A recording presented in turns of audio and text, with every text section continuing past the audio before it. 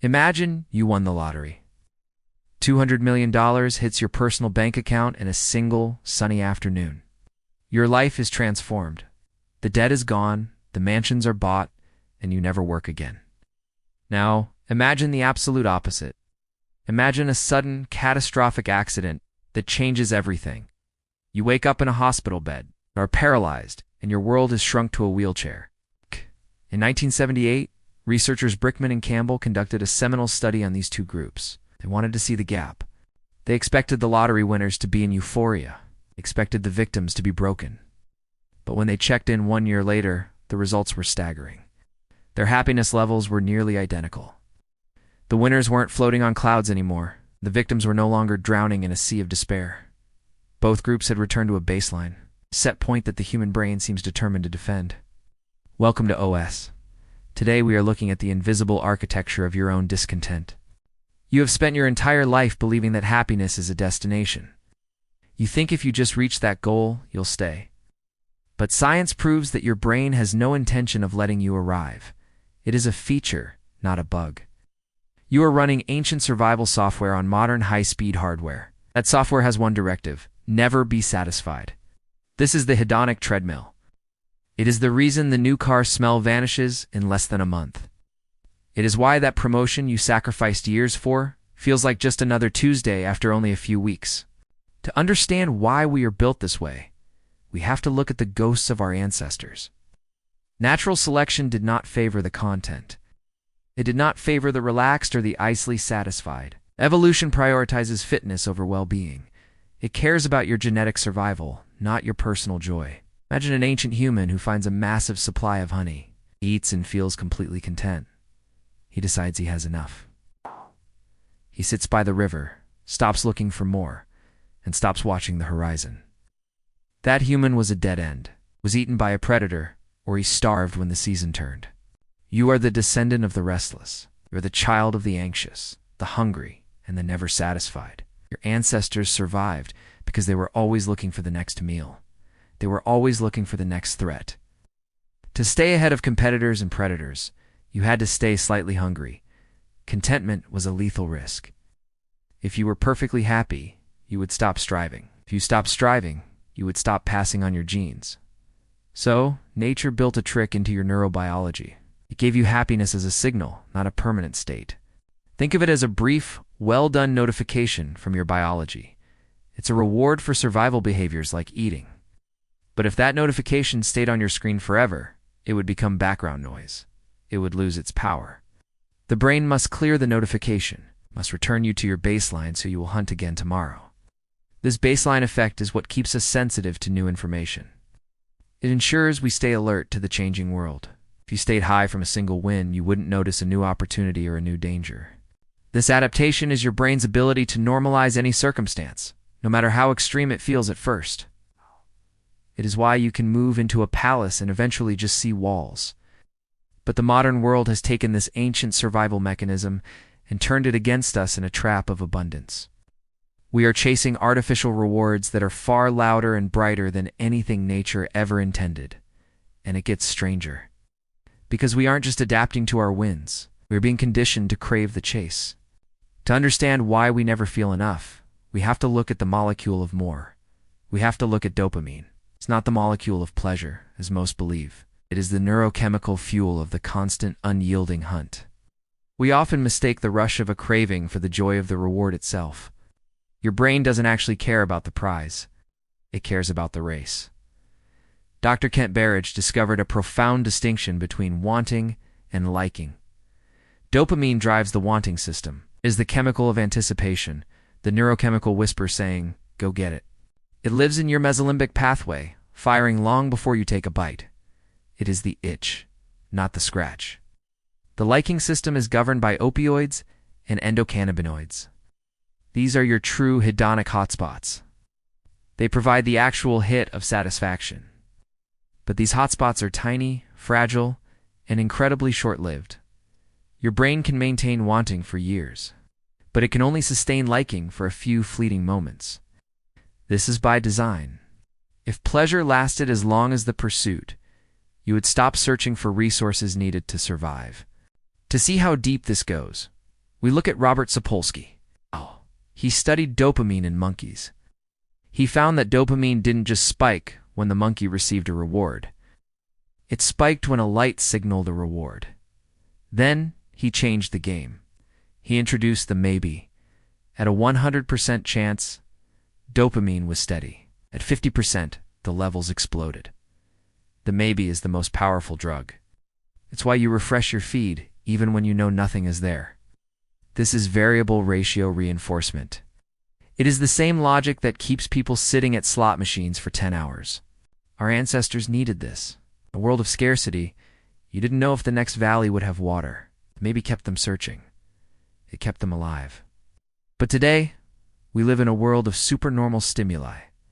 This is evolutionary mismatch. We have ancient software designed for a world where sugar and social approval were rare. Now, we have junk food. It is a supernormal version of fruit, packed with sugars your brain thinks are rare. We have social media. It is a supernormal version of social approval, providing a maybe with every scroll. You aren't scrolling for something life-changing. You're scrolling because you might see something life-changing. The tech industry knows this. They hire neuroscientists to map out these exact pathways in your brain. They turned your pocket into a maybe machine. Every notification is a dopamine spike for a reward that rarely satisfies. This leads to perpetual wanting without liking. We are hungry for more, even as we are stuffed. You're caught in a chemical loop meant to find water. Instead, it's keeping you watching one more video. This artificial abundance leaves us more depleted than scarcity ever did. Because there is no end to the hunt? We are chasing digital ghosts in a glass forest, driven by a molecule that ignores the prize. This is why your new car felt like a breakthrough for a week, and then felt like nothing. Your dopamine system isn't broken. It's doing exactly what it was programmed to do. Moving to the next maybe. The deeper terror is the manipulation. We are losing the ability to distinguish between survival and a manufactured craving. We live in a hall of mirrors where every reflection looks like a goal, but there is only glass. We are the most stimulated generation, yet we report the highest chronic restlessness. This is the cost of running ancient survival software in a world that has mastered the supernormal. But there is a final layer. It explains why even when we know the game is rigged, we cannot stop. It's not just the rush of the chase. It's the terrifying silence that waits for us when the chase stops. To understand that silence, we must look past the wanting. We must look at what happens when the treadmill finally stops. We must look at the signal. Because your dissatisfaction isn't a failure of your will, but a triumph of your design. Imagine you finally get that promotion. You've worked for years, sacrificing sleep and sanity for this one title, this one corner of the office. For 3 days, you feel like a god. Then, on Tuesday morning, you wake up and the feeling is gone. The paycheck is higher, but the air in your office feels exactly the same. The silence that follows is what we call the hedonic treadmill. This isn't a flaw in your character or a sign of an ungrateful heart. In 1971, researchers Brickman and Campbell realized that humans possess a happiness set point. We are anchored to a biological baseline. No matter how high the peak or how deep the valley, the physiological gravity eventually pulls us back to the center. Think of the seminal 1978 study on lottery winners. They were the luckiest people on Earth, yet months later, they were no happier than people who had suffered life-changing accidents. Their brains had simply normalized the luxury. The new reality became the background noise of their daily lives. This adaptation exists for a critical reason. If you stayed in a state of permanent euphoria, you would stop paying attention to your environment. You wouldn't notice the subtle shift in the wind that signals a storm. You wouldn't notice the competitor gaining ground behind you. Evolution doesn't care if you're happy. It only cares if you're alert and capable of surviving the next threat. But here's where it gets darker. We live in a modern world designed to exploit this ancient alertness for profit. Systems use supernormal stimuli to keep your dopamine spiking. These are artificial, hyperpotent versions of the things our ancestors died for. Junk food is a supernormal version of rare sugar. Social media is a supernormal version of tribal belonging. You are being fed a constant stream of variable ratio reinforcement.